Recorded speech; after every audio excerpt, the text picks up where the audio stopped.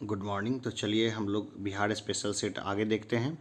आज हम लोग देखेंगे बिहार का पर्यावरण एवं पारिस्थितिकी तंत्र, बिहार का इतिहास, प्रागैतिहासिक काल, ऐतिहासिक काल, बृहद्रथ वंश, हर्यंक वंश, शिशुनाग वंश, नंद वंश, मौर्य वंश, गुप्त वंश, जैन धर्म और बौद्ध धर्म।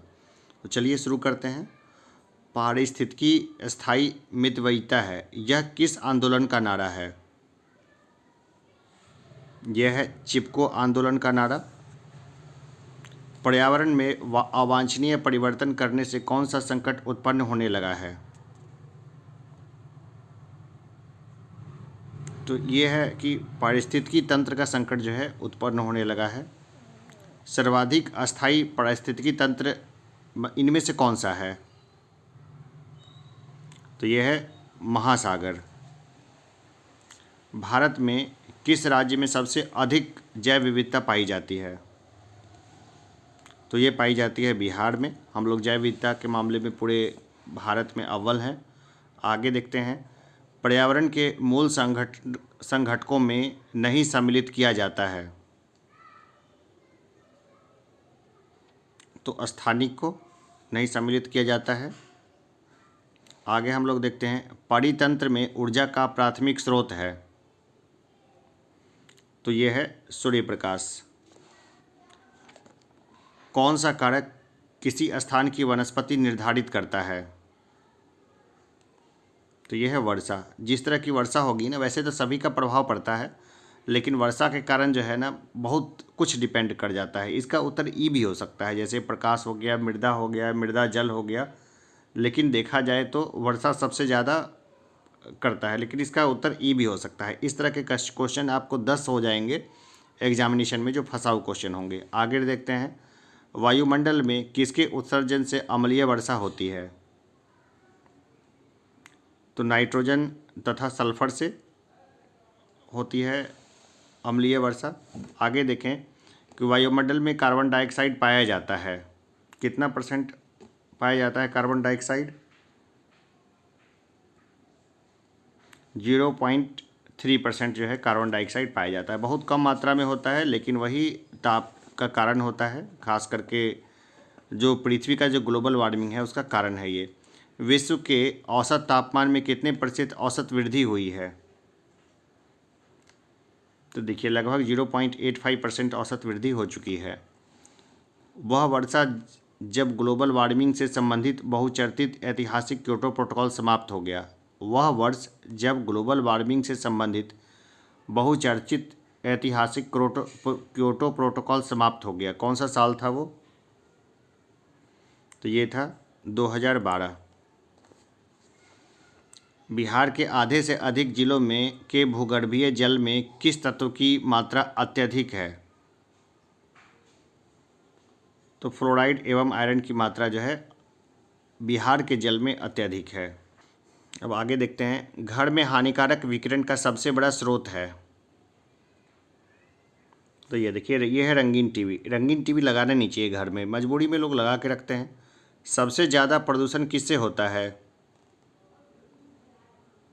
कार्बन मोनोऑक्साइड से, CO बोलते हैं इसको।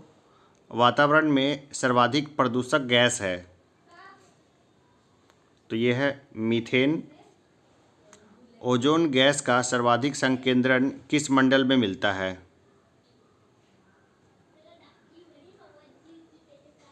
तो ये मिलता है समताप मंडल में। क्लोरोफ्लोरोकार्बन किसकी गतिविधियों से पैदा होती है? ये होती है मानवीय गतिविधियों से पैदा होती है। ग्रीन हाउस गैसों में सबसे महत्वपूर्ण स्थान किसका है? कार्बन डाइऑक्साइड का। वैसे तो और भी है, लेकिन कार्बन डाइऑक्साइड सबसे ज़्यादा वही है। ध्वनि का वेग कितना होता है? इतना सिंपल क्वेश्चन है। 332 मीटर प्रति सेकंड होता है ध्वनि का वेग। किस तीव्रता की ध्वनि तरंग श्रवण शक्ति में ह्रास उत्पन्न करती है? 90 डेसिबल। ठीक है ना, 90 डेसिबल से ज़्यादा नहीं होना चाहिए, 90 डेसिबल ही बहुत है। आवासीय क्षेत्र में स्वीकार्य मानक ध्वनि तीव्रता दिन में कितनी है? तो ये है 55 डेसिबल, इससे ज़्यादा नहीं होना चाहिए। बिहार के किस शहर में सर्वाधिक ध्वनि प्रदूषण है? पटना में सर्वाधिक ध्वनि प्रदूषण है। बिहार की कौन सी नदी सर्वाधिक प्रदूषित है? गंगा सबसे बड़ी नदी है, तो वही सबसे ज़्यादा प्रदूषित भी है। गंगा नदी के तटीय क्षेत्रों के भूमिगत जल में कौन सा जानलेवा तत्व सर्वाधिक पाया जाता है?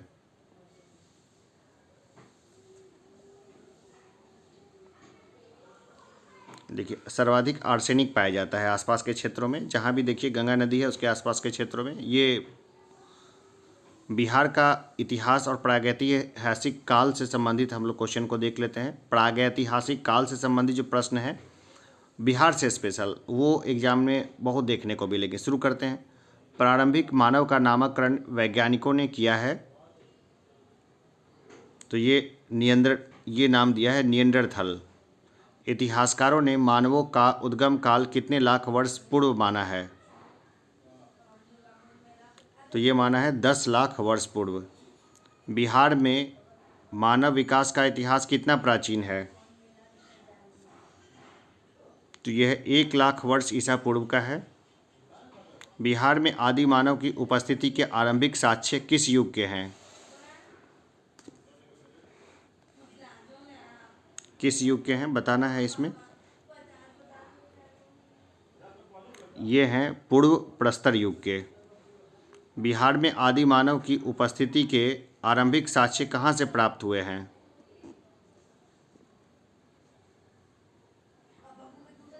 मुंगेर एवं नालंदा से। पूरा पाषाण काल का समय है, तो यह 10 लाख से 11,000 ईसा पूर्व। प्रागैतिहासिक काल यानी पूरा काल से नव प्रस्तर काल कहलाती है,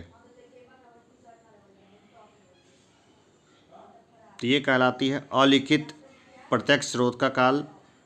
पश्चिमी चंपारण के वाल्मीकि नगर से प्राप्त उपकरण किस काल के हैं?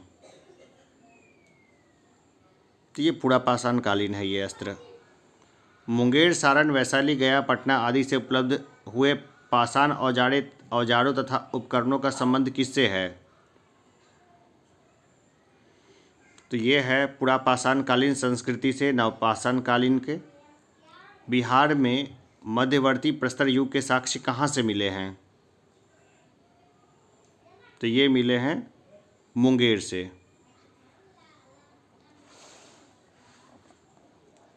अब आगे देखते हैं। मुंगेर से प्राप्त अवशेष किस युग के हैं? तो देखिए ये हैं मध्यवर्ती प्रस्तर युग के हैं। ये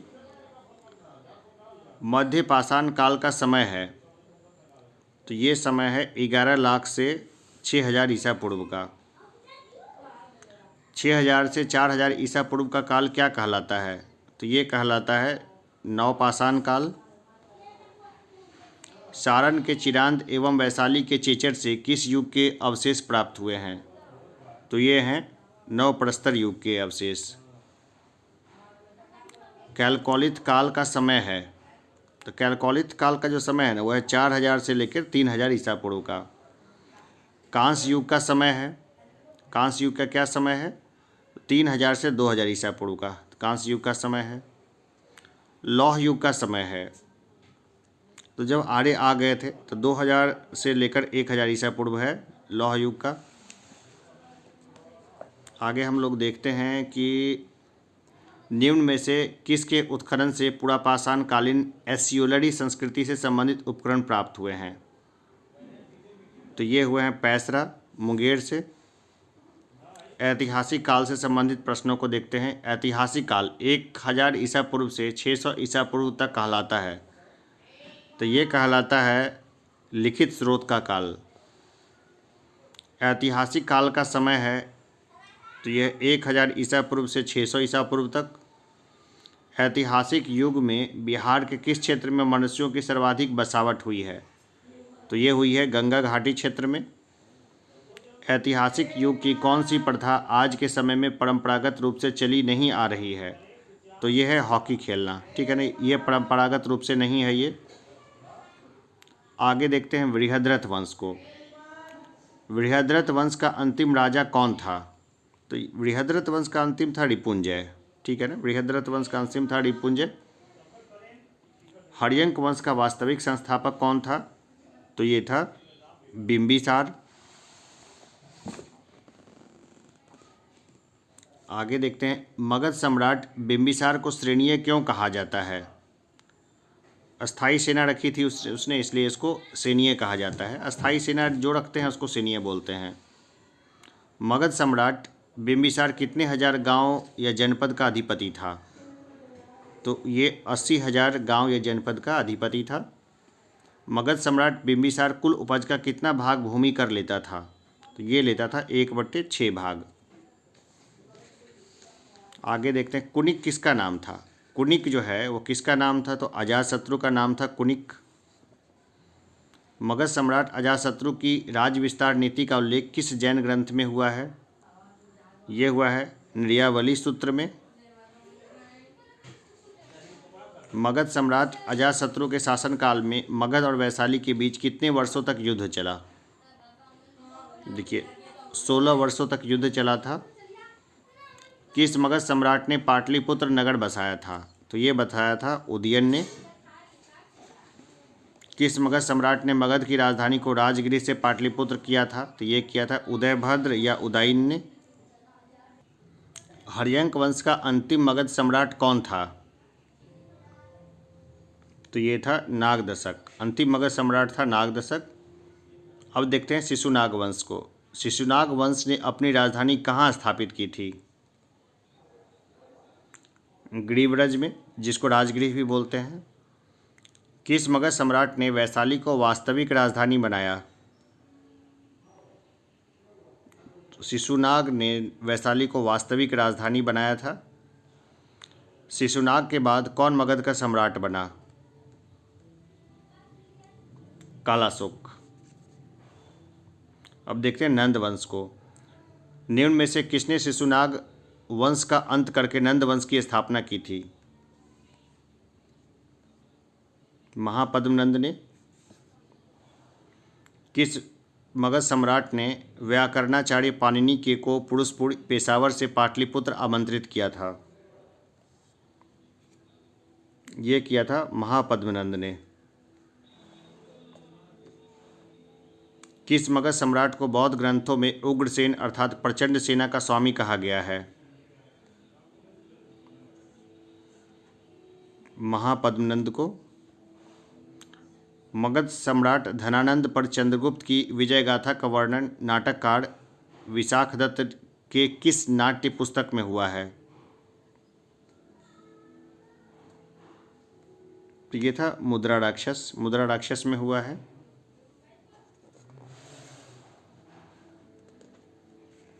किस मगध सम्राट ने अपने दरबार में चाणक्य को अपमानित किया था? धनानंद ने अपमानित किया था। मौर्य वंश को देखिए कि मौर्य राजवंश का संस्थापक कौन था? तो ये था चंद्रगुप्त मौर्य। ग्रीक शासक सेल्यूकस को किसने पराजित किया था? चंद्रगुप्त मौर्य ने पराजित किया था। मौर्य सम्राट बिंदुसार के राजदरबार में यूनानी शासक एंटियोकस प्रथम ने किसे राजदूत बनाकर भेजा था? ये भेजा था मेगस्थनीज को। नागार्जुनी पहाड़ी गुफाओं में से किसने आजीविकों के लिए गुफाओं का निर्माण करवाया था? तो ये करवाया था अशोक दशरथ ने। अशोक ने और दशरथ ने, दोनों। अशोक का पौत्र था दशरथ। किस सम्राट ने भारत में सर्वप्रथम केंद्रीकृत व्यवस्था को स्थापित किया था? तो ये था चंद्रगुप्त मौर्य। मौर्यकालीन मुद्रा क्या कहलाती थी? ये कहलाती थी पन। मौर्यकालीन केंद्रीय शासन संचालन के लिए कई विभाग बनाए गए थे। उन विभागों को क्या कहा जाता है? तीर्थ कहा जाता है उन विभागों को।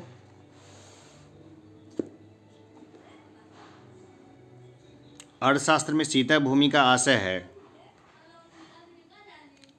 तो भूमि पर खेती से प्राप्त होने वाली आय सीता भूमि। किस ग्रंथ में पाटलिपुत्र प्रशासन का वर्णन है उपलब्ध है? तो यह है इंडिका में। कौटिल्य के अर्थशास्त्र में कितने तीर्थों का उल्लेख है? टोटल 18 तीर्थों का उसमें उल्लेख है। मौर्य काल में राजस्व के कितने स्रोत थे? राजस्व के 7 स्रोत थे मौर्य काल में, देखा जाए तो सातों के नाम भी याद रहे तो बढ़िया है। मौर्यकालीन शासन व्यवस्था कितने प्रांतीय भागों में विभक्त थी? देखिए ये 5 प्रांतों में विभक्त थी मौर्यकालीन जो शासन व्यवस्था है वो। मौर्यकालीन नगर प्रशासन में कितनी समितियों का सहयोग रहता था? 6 समितियों का सहयोग रहता था। मौर्यकालीन मंत्री परिषद में कितने मंत्री होते थे? देखिए 12 से 20 मंत्री होते थे मौर्यकालीन मंत्री परिषद में। आगे देखते हैं, मौर्यकालीन गुप्तचर व्यवस्था कितने भागों में विभक्त थी? 2 भागों में विभक्त थी, ठीक है ना। एक स्थानिक होते थे, दूसरा जो एक सांचारिक होते थे, एक जगह पे रख के और दूसरा घूमते हुए करते थे। तो यही 2 भागों में विभक्त थे ये।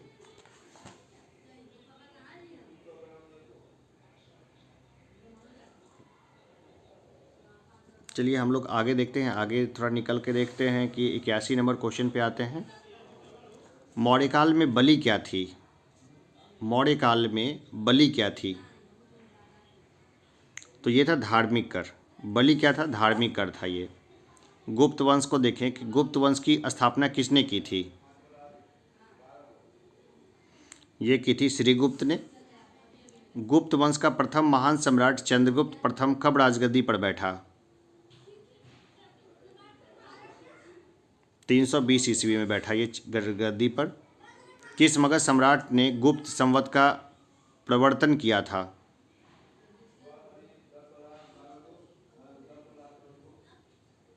ये किया था चंद्रगुप्त प्रथम ने। चंद्रगुप्त प्रथम का राज्याभिषेक कहाँ हुआ था?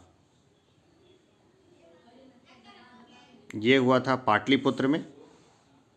बिहार में गुप्त शक्ति के संगठन का श्रेय किसे दिया जाता है? चंद्रगुप्त द्वितीय को। किस मगध सम्राट के शासनकाल में चीनी बौद्ध यात्री फाहियान भारत आया था? चंद्रगुप्त द्वितीय के शासनकाल में आया था। चीनी बौद्ध यात्री फाहियान कितने समय तक पाटलिपुत्र में रहा? देखिए 3 वर्ष तक रहा था ये पाटलिपुत्र में। किसने यह वर्णन किया है कि मध्य भारत के सभी देशों में मगध देश में सर्वाधिक नगर थे? धनपतियों ने यहाँ चिकित्सालय बनवाए जहाँ रोगियों को निःशुल्क भोजन तथा दवाएं दी जाती थी।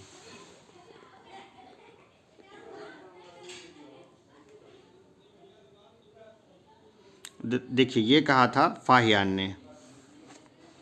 मगध के परवर्ती गुप्त वंश का अंतिम शासक कौन था?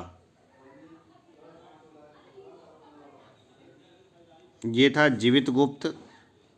गुप्त वंशी शासक किस धर्म को मानने वाले थे?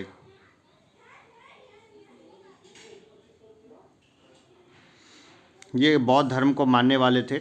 नालंदा विश्वविद्यालय का संस्थापक कौन था?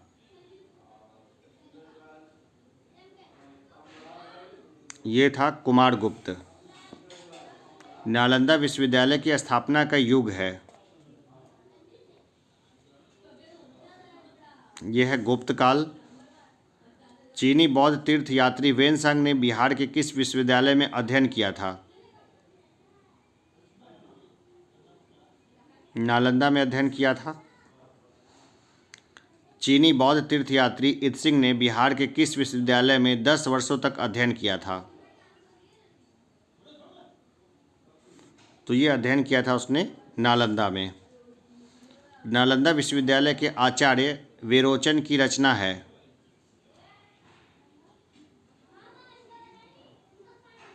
रत्न वादचक्र है रचना। विक्रमशिला विश्वविद्यालय के कौन आचार्य शांतिपा के नाम से प्रसिद्ध हुए थे?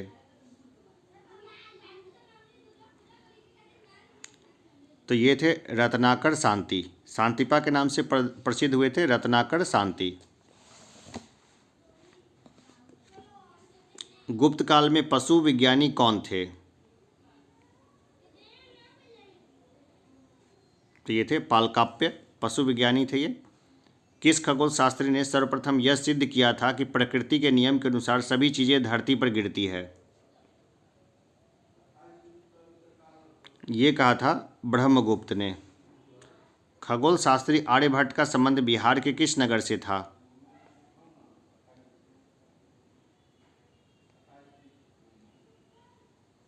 तो ये था पाटलिपुत्र से ये संबंध था। गुप्त काल की समाप्ति के बाद किस वंश का शासन मगध में स्थापित हुआ?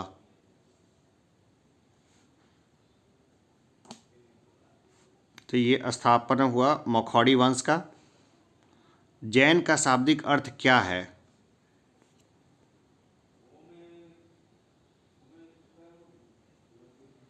देखिए, इसका मतलब होता है मनोवेगों एवं इंद्रियों को वश में करना। निर्ग्रंथ किन्हें कहा जाता था?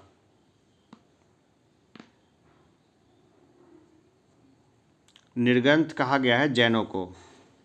जैन धर्म के पहले तीर्थंकर कौन थे?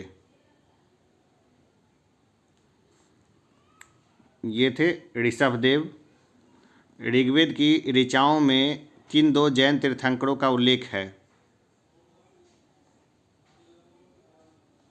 तो ये उल्लेख है ऋषभदेव एवं अरिष्टनेमि का। 10वें तीर्थंकर शीतलनाथ का चरण चिन्ह कहाँ अंकित है? ये अंकित है चतरा में। किस तीर्थंकर का जन्म भागलपुर के निकट चंपापुरी में हुआ था? वसुपूज्य का। 12वें जैन तीर्थंकर वसुपूज्य का जन्म कहाँ हुआ था? ये हुआ था चंपा में। एक ही क्वेश्चन को 2 बार पूछा है। किस तीर्थंकर का जन्म मिथिला में हुआ था? देखिए, मल्लीनाथ का जन्म जो है वो मिथिला में हुआ था। 20वें तीर्थंकर सुव्रतनाथ का जन्म कहाँ हुआ था? ये हुआ था राजगृह में। किस तीर्थंकर के नाम पर श्री संवेद शिखर का नाम पारसनाथ पड़ा है? देखिए, पार्श्वनाथ के नाम पर पड़ा है पारसनाथ। जैन तीर्थंकरों में से कितने तीर्थंकरों ने संवेद शिखर पारसनाथ पर निर्वाण प्राप्त किया था? 20 तीर्थंकरों ने यहीं निर्वाण प्राप्त किया है। 24वें तीर्थंकर महावीर का जन्म कहाँ हुआ था? कुंडग्राम में हुआ था। 24वें तीर्थंकर महावीर का काल था। कौन से काल में रहे थे ये रहते 540 ईसा पूर्व से लेकर 468 ईसा पूर्व के बीच में। महावीर ने ज्ञान प्राप्ति के बाद अपना प्रथम प्रवचन कहाँ दिया था?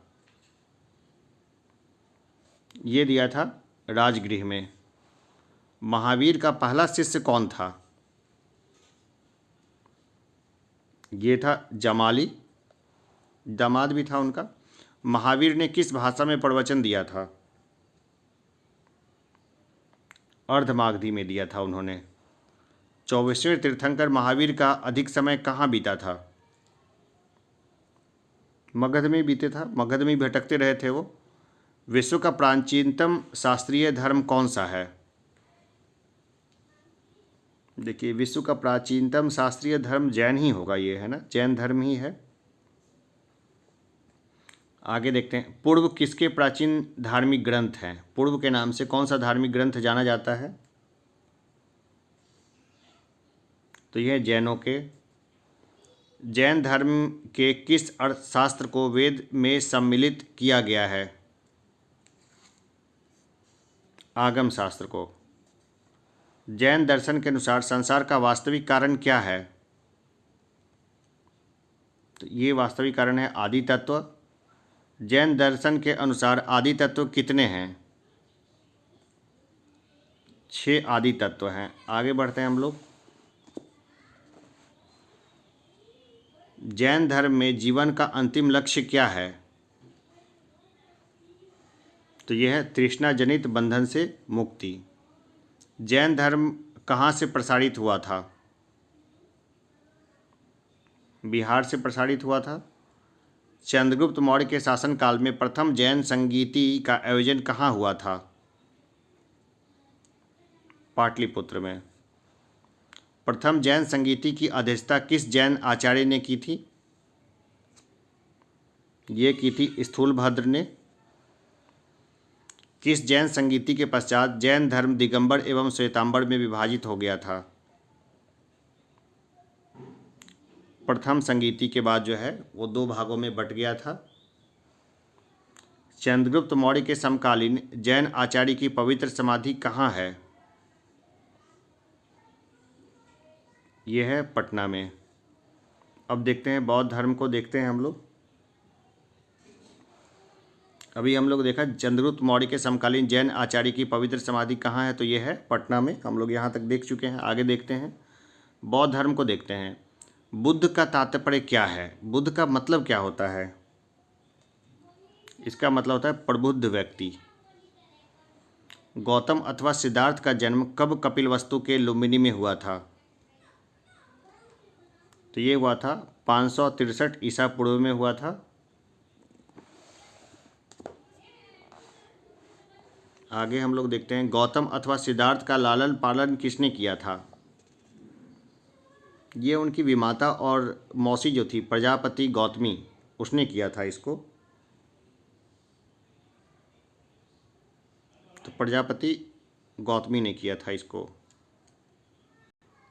गौतम अथवा सिद्धार्थ का गृह त्याग क्या कहलाता है? ये कहलाता है महाभिनिष्क्रमण। गौतम अथवा सिद्धार्थ कितने वर्ष की आयु में सर्वोच्च ज्ञान यानी बोधि प्राप्त कर बुद्ध बन गए थे? तो ये बन गए थे 35 वर्ष की अवस्था में। गौतम बुद्ध ने बोध गया में कब सर्वोच्च ज्ञान यानी बोधि प्राप्त किया था? ये प्राप्त किया था 528 ईसा पूर्व में। दिव्य ज्ञान प्राप्ति के बाद बुद्ध ने सारनाथ में 5 शिष्यों को धर्मोपदेश दिया था। इसी के साथ बौद्ध धर्म की स्थापना हुई। 528 ईसा पूर्व बौद्ध परंपरा में इसे क्या कहा जाता है?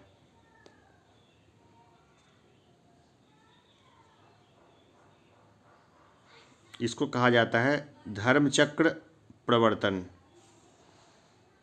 गौतम बुद्ध ने वैशाली में अंतिम वर्षावास किया था। उस वर्षावास की संख्या क्या थी? ये 45वां था। ठीक है ना, वर्षावास 45वां था वो। गौतम बुद्ध ने वैशाली प्रवास कहाँ किया था? तो ये किया था लुवग्राम में। गौतम बुद्ध का महापरिनिर्वाण कब हुआ था? ये हुआ था 483 ईसा पूर्व में। गौतम बुद्ध के महापरिनिर्वाण के पश्चात कौन बौद्ध संघ का प्रधान बना था?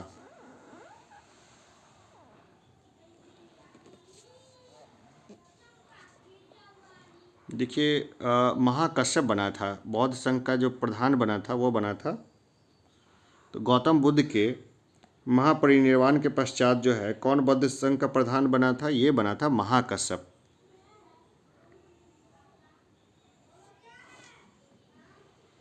निर्वाण का क्या अर्थ है? निर्वाण का क्या अर्थ है?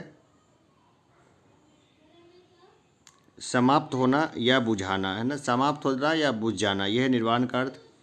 बुद्ध के अनुसार निम्नलिखित में से किससे निर्वाण की प्राप्ति होती है? अष्टांगिक मार्ग का अनुपालन करने से। जो अष्टांगिक मार्ग का अनुपालन करेगा उसको निर्वाण हो जाएगा। एक तरह से मोक्ष जैसा हुआ।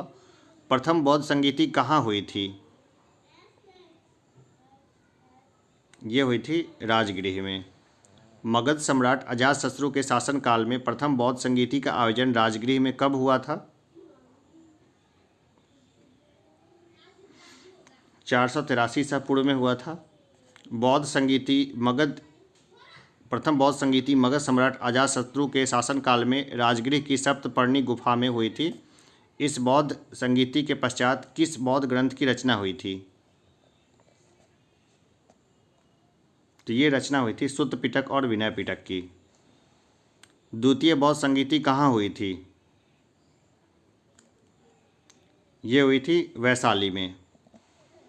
किसके शासनकाल में द्वितीय बौद्ध संगीति का आयोजन वैशाली में हुआ था? ये हुआ था कालाशोक के समय में। मगध सम्राट कालाशोक के शासनकाल में वैशाली में बौद्ध संगीति हुई थी। द्वितीय बौद्ध संगीति हुई थी कालाशोक के समय में। वैशाली में हुई द्वितीय बौद्ध संगीति के पश्चात बौद्ध संघ विभक्त हो गया था। तो महासंघिकों में ये हो गया था, महायान हीनयान में हुआ था, तो महासंघिक बोलेंगे इसको। पाटलिपुत्र में हुए तृतीय बौद्ध संगीति के पश्चात किस बौद्ध ग्रंथ की रचना हुई थी? तो ये हुई थी अभिधम्म पिटक की रचना हुई थी। तो चलिए आगे इसी तरह मैं और भी सेट्स लेके आता रहूँगा। ये बिहार स्पेशल का चौथा सेट था, फोर्थ सेट था ये। तो सेट्स ऐसे ही आते रहेंगे सारे ही सेट्स, और यहाँ से ऐसे क्वेश्चंस को देखा जाएगा जो काफ़ी हार्ड हैं और जो आराम से ना हो रहे हों। यहाँ से सारे प्रश्नों को अगर आप घोट लेंगे ना तो एग्जामिनेशन में काफ़ी आसानी हो जाएगी। ये तो नहीं है कि एग्जामिनेशंस में एकदम, लेकिन एग्जामिनेशन निकलने के चांसेस आपके काफ़ी बढ़ जाएंगे। तो चलिए अभी इतना ही, फिर मिलते हैं एक छोटे से ब्रेक के बाद।